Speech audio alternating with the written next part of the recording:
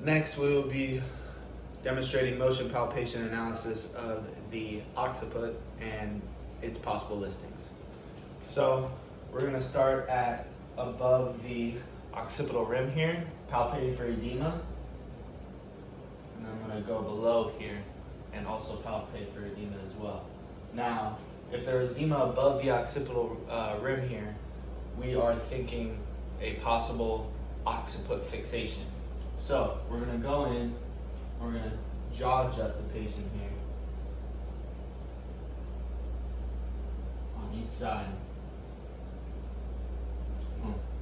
Now I'm feeling it restricted on the right side here, so that's going to give me the side of fixation, but to determine posteriority or anteriority as well as open wedge, we are going to need x-ray analysis to determine that listing. Moving on to the SI joints. Yes, moving on to the SI joints. Starting off with inspection, you're going to look at the skin for any moles, lesions, scars, any redness areas. Next, we're going to be palpating, noting any warmth at the joints, indicating inflammation. Palpate for edema. Feeling some on this left side here, on the upper portion. So edema on the upper third here could be a PI. Edema in the middle would be indicative of an EX, and then edema on the lower third would be indicative of an AS.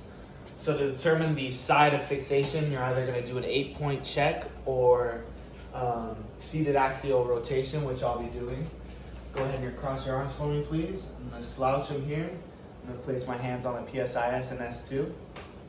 Boom. Looking for that to separate. Move to the other side. Waiting for that to separate. So, right side moves well, left side didn't. Left side is restricted. Once again, with edema and palpation, we can determine where that edema is and correlate that to a listing. We're also going to check for the patient's glute folds, which a lower glute fold could be a PI, a higher glute fold could be an AS. We're also going to look at the patient's legs when they're prone.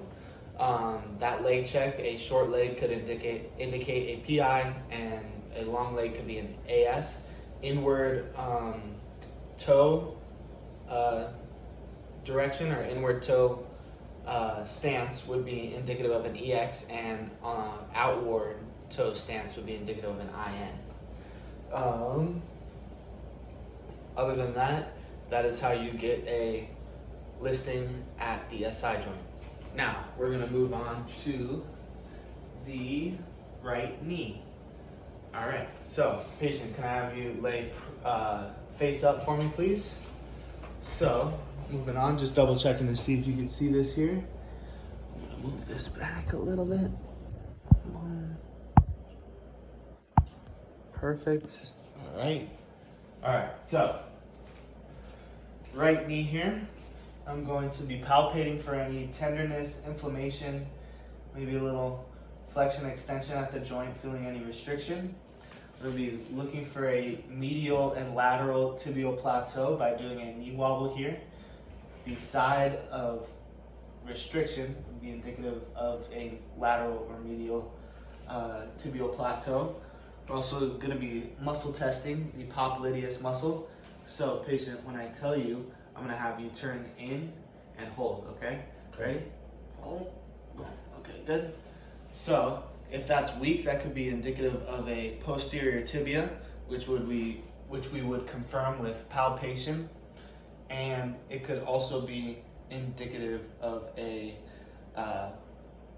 rotated tibia as well.